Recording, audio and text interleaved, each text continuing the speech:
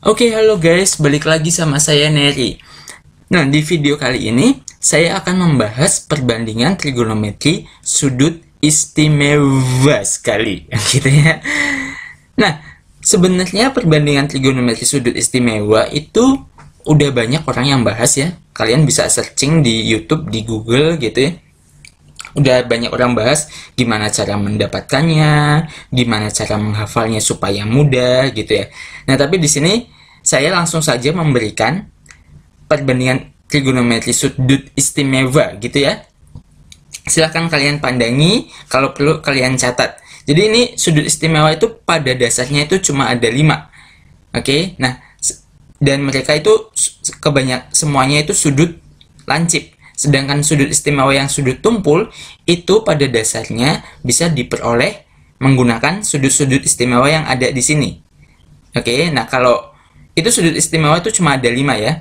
Tapi kalau orang yang istimewa itu cuma ada 1, yaitu saya aja. Gitu. Jadi saya termasuk orang yang istimewa. Camkan itu baik-baik. Enggak. Bercanda. Nah, aduh, tadi sampai mana ya? Aduh, lupa. Ya, intinya gitu. Oke, ini silakan kalian hafalkan. Kalian bisa searching. Jadi, di video kali ini perbandingan trigonometri sudut istimewa ya udah gitu doang.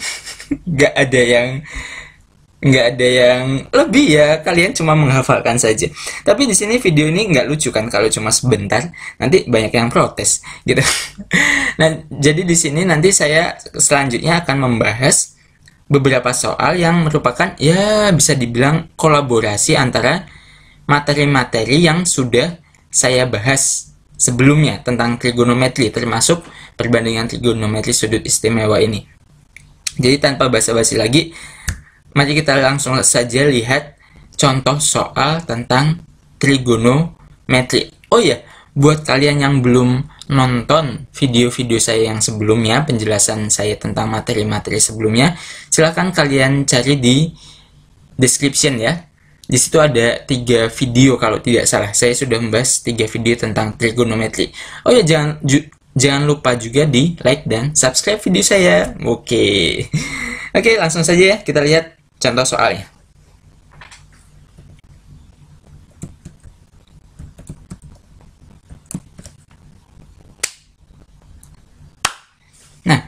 Oke, kita lihat contoh yang pertama. Di sini kita akan menentukan nilai dari sin 225 derajat.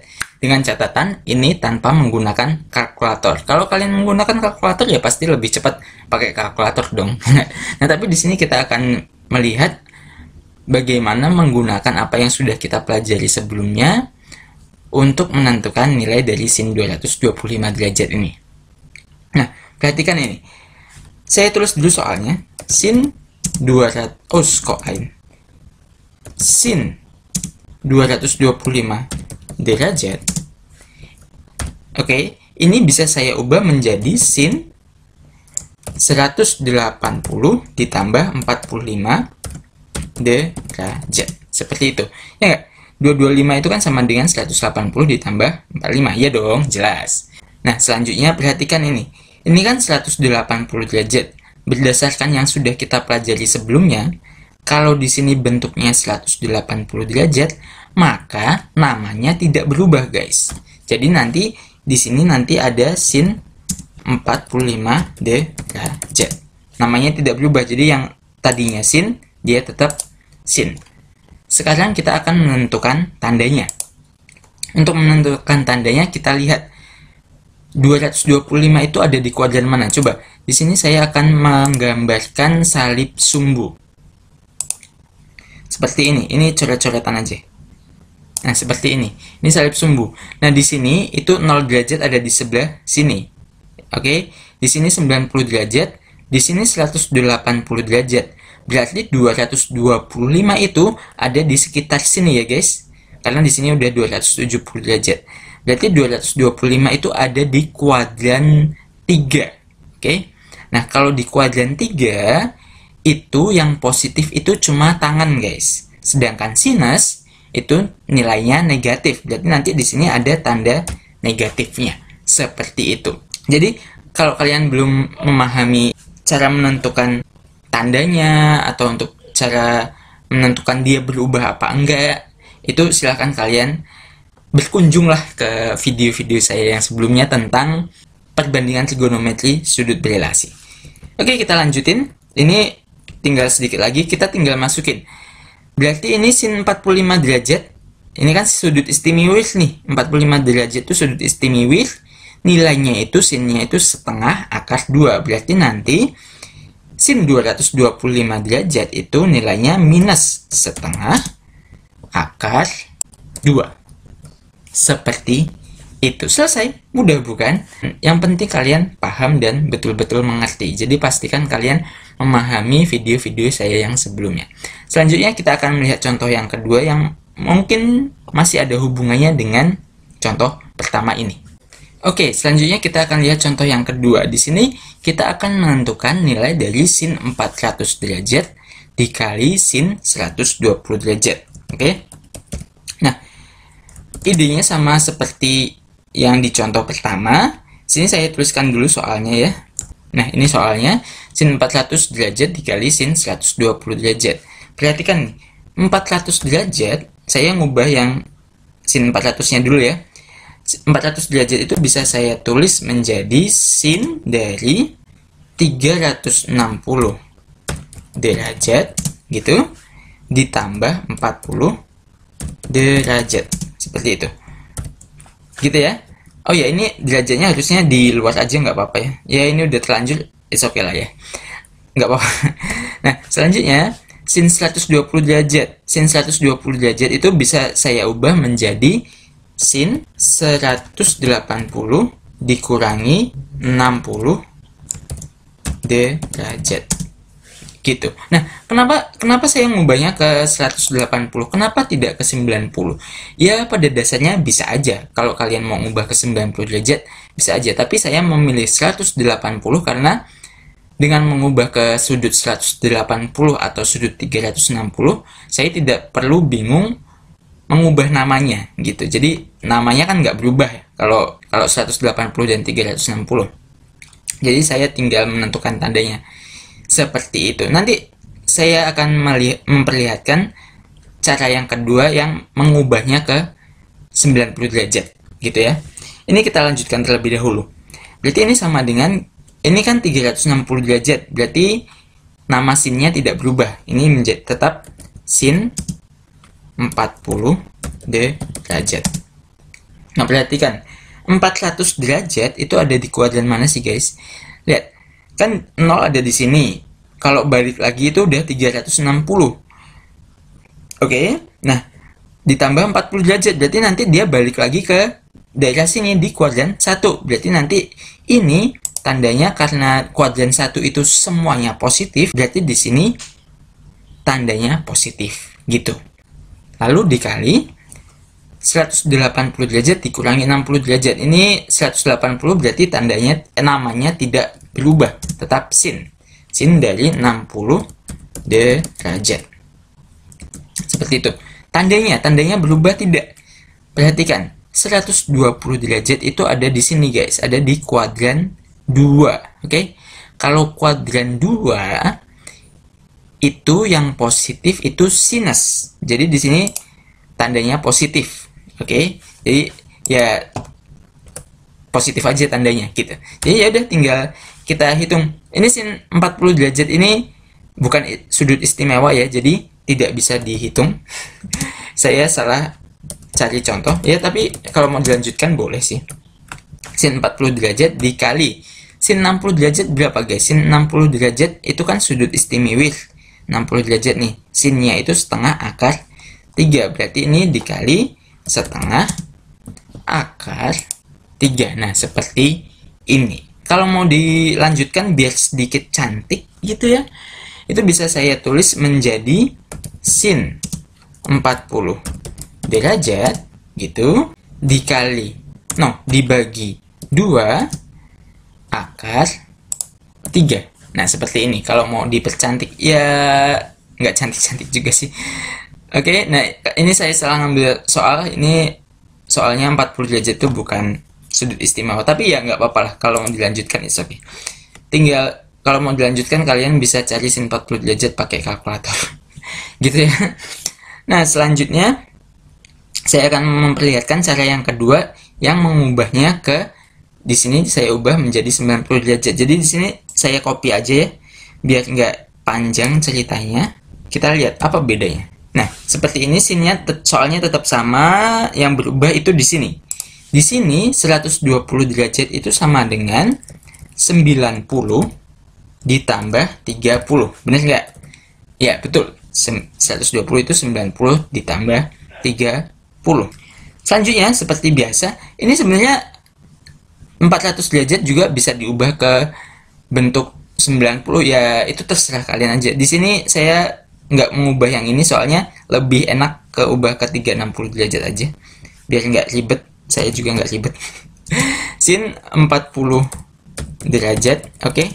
Ini nggak berubah ya, kan 360 dikali, nah perhatikan ini, di sini 90 derajat. Oke, berarti nanti namanya berubah dong. Jadi cos. Cos berapa? Cos 30 derajat. Seperti itu. Tandanya gimana? Ini 120 derajat yang diminta sin. 120 derajat kan ada di kuadran 2 di sini. Sin itu tandanya positif kalau di kuadran 2. Berarti ini nanti tandanya positif. Nilainya positif. Udah, berarti nggak usah diganti-ganti. Udah, kita tinggal lanjutkan. Ini jadi sin 40 derajat, outs, gitu, dikali cos 30 berapa? Cos 30, nah setengah akar 3, gitu, dikali setengah akar 3. Ya, hasilnya ternyata sama. Ya, memang sama, gitu ya. Nah, seperti itu contoh pertama dan contoh kedua. Menurut saya ini tidak terlalu susah. Kalau misalnya kalian masih bingung, silahkan kalian tonton ulang videonya. Kalian juga review lagi video saya yang sebelumnya tentang perbandingan trigonometri sudut berelasi. Selanjutnya kita akan lihat contoh yang lain yang sedikit lebih menguras pikiran. Oke, kita lanjut ke contoh yang ketiga. Nah, ini contohnya agak ribet ya. Jadi di sini saya akan mencoba menerangkan secara perlahan-lahan. Jadi di sini diketahui sin A itu sama dengan 3/5 dan sin B itu 7/25. Di mana A merupakan sudut lancip dan B merupakan sudut tumpul. Nah, di sini saya kasih tanda bold, soalnya kebanyakan orang mengabaikan informasi ini, gitu ya. Jadi di sini saya kasih tanda bold. Gunanya ini nanti sebetulnya untuk menentukan tanda plus atau minus dari perbandingan trigonometrinya. Nanti kita akan lihat. Oke, nah yang kita diminta untuk menentukan nilai dari cos A dikali cos B dikurangi sin A dikali sin B. Nah, kalau sin A dikali sin B kan sudah ada. Oke, nah jadi masalahnya di sini kita harus menentukan nilai dari cos A dikali cos B-nya terlebih dahulu, atau kita harus cari nilai cos A sama nilai cos B-nya terlebih dahulu. Sekarang perhatikan. Nah, di sini ada dua buah segitiga masing-masing mewakili untuk sudut A dan untuk sudut B, gitu ya. Perbandingannya gimana? Perbandingannya itu yang sin A itu 3/5. Ingat-ingat lagi. Di video sebelumnya di trigonometri dasar, sin itu depan dibagi miring. Perhatikan, sudut A itu ada di sini. Berarti depannya itu adalah ini. Berarti nanti di sini itu panjangnya adalah 3.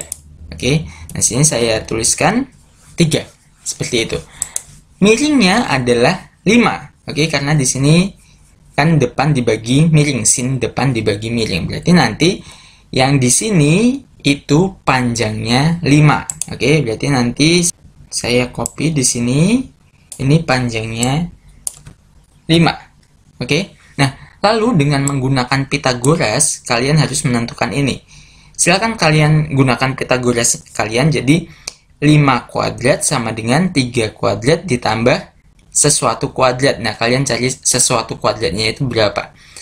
Nanti kalian peroleh sesuatu kuadratnya yang sebelah sini itu adalah 4. Oke. Jadi silakan kalian kerjakan secara detail. Di sini saya langsung saja supaya tidak panjang videonya. Di sini jadi di sini kita peroleh 4 menggunakan Pythagoras ya. Ingat. Intinya di sini di langkah ini kita semuanya menggunakan Pythagoras. Nah, sekarang perhatikan untuk yang B.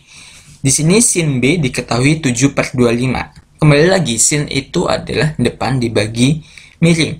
Berarti nanti di depan sudut B itu adalah 7. Sini saya tulis di sini 7. Nah, seperti ini. Dan miringnya itu adalah 25. Jadi nanti di sini itu panjangnya 25 seperti ini. Kembali lagi dengan menggunakan Pythagoras, bisa kalian hitung nanti panjang yang samping ini adalah 24. Oke. Jadi di sini nanti saya tuliskan 24. Bukan tuliskan, saya ketikkan. Saya ketikkan 24. Nah, seperti ini. Ini pakai Pythagoras juga ya, guys. Jadi silakan kalian buktikan secara detail. Ya, boleh kalian misalkan di sini tadinya X dulu, jadi nanti 25 kuadrat sama dengan 7 kuadrat ditambah X kuadrat, terus dihitung-hitung, dipindah ruas, lalu diakarkan, nanti kalian dapat 24. Silakan kalian tulis secara detail.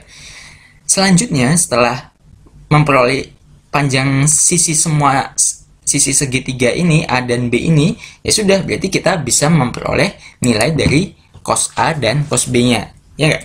Perhatikan, cos A. Oke. Cos A itu cos itu apa? Cos itu samping dibagi miring. Sampingnya adalah 4. Berarti 4 dibagi miringnya. Miring adalah 5. Oke. Nah, sekarang tandanya. Nah, ini biasanya orang-orang skip di sini. Tandanya plus atau minus. Lihat. A merupakan sudut lancip. Kalau sudut lancip berarti A itu ada di kuadran 1. Berarti tandanya plus. Jadi di sini tidak ada tanda minus. Selesai. Untuk sudut A aman. Selanjutnya untuk sudut B. Cos B seperti biasa awalnya. Cos itu samping dibagi miring. Berarti nanti samping dari sudut B itu adalah 24.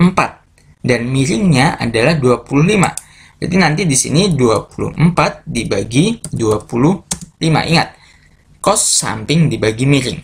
Nah, sekarang lihat tandanya, hati-hati. Sudut B merupakan sudut tumpul. Kalau yang namanya sudut tumpul berarti dia ada di kuadran 2. Oke. Nah, di kuadran 2 itu yang positif itu hanya sinus. Sedangkan di sini adalah kosinus. Berarti nanti di sini ada tanda negatifnya. Nah, seperti itu. Jadi hati-hati ya, guys. Kebanyakan orang skip di sini. Oke, jadi kalian harus menentukan tandanya juga. Jangan langsung tabrak kerjain aja gitu. Nah, kalau udah kayak gini, ya udah, baru boleh kita kerjakan atau kita lanjutkan pengerjaannya. Selanjutnya, saya tuliskan dulu soalnya seperti ini. Cos A dikali cos B sama dikurangi sin A kali sin B itu sama dengan, tinggal dimasukin aja. Cos A itu 4/5 dikali cos B itu negatif 24/25 seperti itu ya. Dikurangi sin A. Sin A itu di sini 3/5 sudah diketahui di soal, dikali sin B itu 7/25. Seperti itu. Kita lanjutkan menghitungnya. Ini berarti nanti hasilnya negatif berapa? 24 dikali 24 itu 96 dibagi 125 seperti itu. Dikurangi 3 dikali 7 itu 21 dibagi 125 seperti itu. Lanjut kita hitung. Berarti ini negatif jadi negatif 96 dikurangi 21 hasilnya adalah 115. Oh no, bukan 115, 117 dibagi 125. Seperti itu. Jadi sudah dapat ini, nggak bisa disederhanakan lagi. Jadi kita peroleh cos A kali cos B dikurangi sin A dikali sin B itu sama dengan negatif 117 dibagi 125. Selesai. Jadi seperti itu ya guys. Jadi jangan lupakan materi-materi yang sudah dipelajari sebelumnya. Kita lihat satu contoh soal lagi supaya kalian lebih hot gitu ya. Oke, kita lihat contoh yang terakhir. Nah, di sini diketahui tan A itu sama dengan negatif P. Waduh, ini lagi. Tadi aja angka udah ribet, apalagi di sini huruf ya. Tapi tenang, jangan khawatir. Yang penting jangan khawatir dan tetap tenang. Asik. Diketahui tan A itu sama dengan negatif P dan A merupakan sudut tumpul. Kita diminta untuk menentukan 2 dikali cos kuadrat A dikurangi 1. Nah, perhatikan ini. Tan A sama dengan negatif P. Oke, sini saya tuliskan terlebih dahulu. Tan A sama dengan negatif P. Seperti itu ya. Nah, negatif P itu bisa ditulis jadi apa sih? Negatif P itu bisa saya tulis jadi negatif P dibagi 1, ya nggak? P sama P dibagi 1 kan sama aja ya. Oke, jadi tan A itu sama dengan negatif P dibagi 1. Ingat, tan itu adalah depan dibagi samping. Berarti kita gambarkan dulu segitiga siku-sikunya. Nah, di sini ada segitiga siku-siku, di sini sudut A ya.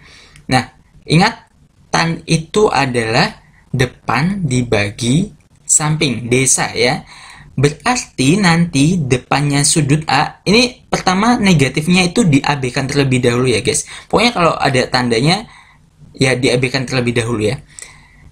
Depan dibagi samping, depannya P, berarti nanti di sini itu panjangnya P, seperti itu.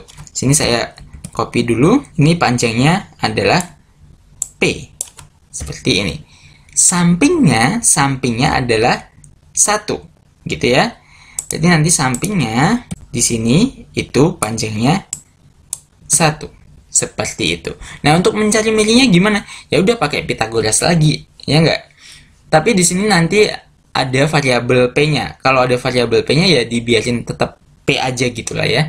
Di sini saya coba tuliskan secara detail karena di sini nggak pakai angka. Mungkin kalian nanti agak mengalami kebingungan. Jadi biar kalian nggak bingung, saya tuliskan aja Pitagoras.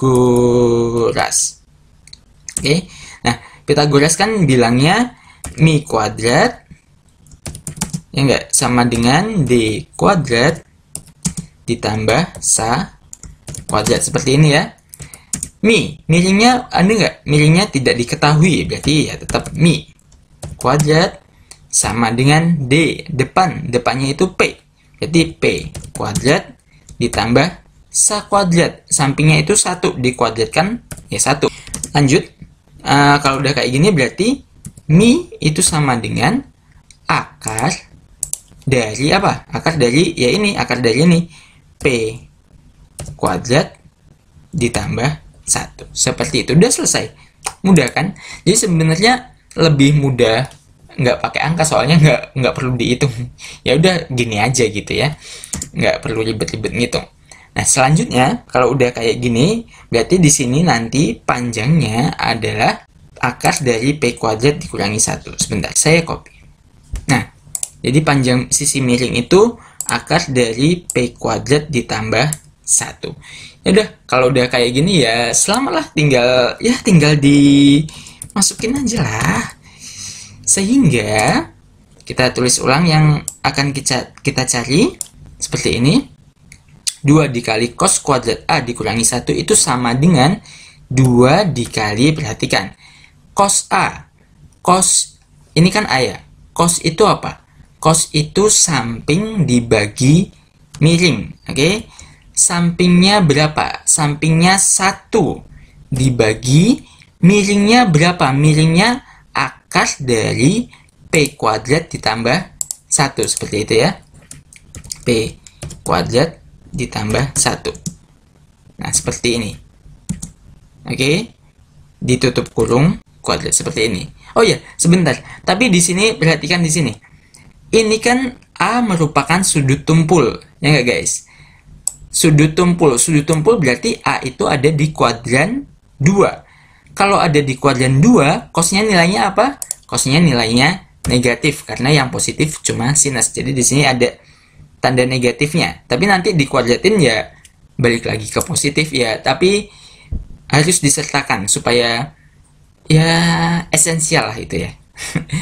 Lalu dikurangi 1, seperti itu. Kita lanjutkan menghitungnya.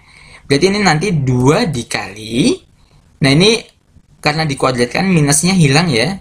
Jadi tinggal 1 dibagi P kuadrat ditambah 1. Nah, kenapa jadi P kuadrat tambah 1? Lihat, ini kan akar. Kalau akar dikuadratkan, akarnya menghilang. Seperti itu. Dikurangi 1. Jadi ini sama dengan, ini 2-nya dikaliinnya sama 1 ya. Gitu ya, jadi 2 dibagi P kuadrat, terus ditambah 1 dikurangi 1. Kayak gini. Ini kalau mau dilanjutkan masih bisa. Kita samakan penyebutnya, berarti nanti jadinya nanti ada P kuadrat ditambah 1. Nah, yang atas gimana? Yang atas itu jadi nanti 2 dikurangi P kuadrat ditambah 1. Seperti itu. Nah, gimana dapat jadi ini? Ya, ini kan 1 itu kan sebetulnya 1 dibagi 1 ya. Terus kalian samakan penyebutnya, terus dikali silang ya, kayak di video saya yang sebelumnya tentang apa ya, kalau tidak salah tentang, aduh saya lupa, pokoknya ada di video saya sebelumnya cara menyamakan penyebut gitu. Kalian tinggal ya analog lah caranya gitu. Jadi ini kita lanjutkan ya. Sini saya copy aja biar nggak ribet ngetik lagi seperti ini. Tapi ini nanti minusnya, oh iya, minusnya masuk, jadi nanti P kuadrat dikurangi 1 seperti itu. Nah, jadi nanti 2 dikurangi 1 berapa? 2 dikurangi 1 ya 1, berarti ini nanti biar nggak panjang, ini langsung aja saya tulis 1 dikurangi P kuadrat dibagi P kuadrat tambah 1. Nah, jadi hasilnya seperti ini. Seperti itu. Sebenarnya nggak susah, hanya kalian harus hati-hati gimana menentukan tanda positif negatifnya di sini kan ya. Lalu ini mungkin nanti ada PP-nya, ada variabelnya, terus kalian harus menyamakan penyebut dalam bentuk variabel. Ya, yang ribet di situnya. Kalau untuk trigonometrinya ya relatif nggak susah, yang ribet di operasi aljabarnya. Nah, demikian video saya tentang perbandingan trigonometri sudut istimewa dan beberapa contoh soal kolaborasi tentang trigonometri. Kalau kalian masih bingung, silahkan kalian pause, lalu kalian tonton lagi, kalian juga sambil mengerjakan kalau perlu. Ya, kalian lihat soalnya dulu, terus kalian coba kerjakan terlebih dahulu. Nanti kalau bingung, kalian lanjutkan nontonnya, kayak gitulah. Terima kasih sudah menyaksikan video saya. Semoga video ini bermanfaat bagi kalian yang masih harus home learning gitu karena wabah virus corona. Ya, kita berdoa semoga pandemi ini akan segera berakhir, sehingga ya semuanya bisa berjalan seperti biasanya. Terima kasih sudah menyaksikan video saya. Sampai jumpa di video saya yang selanjutnya. Bye bye guys.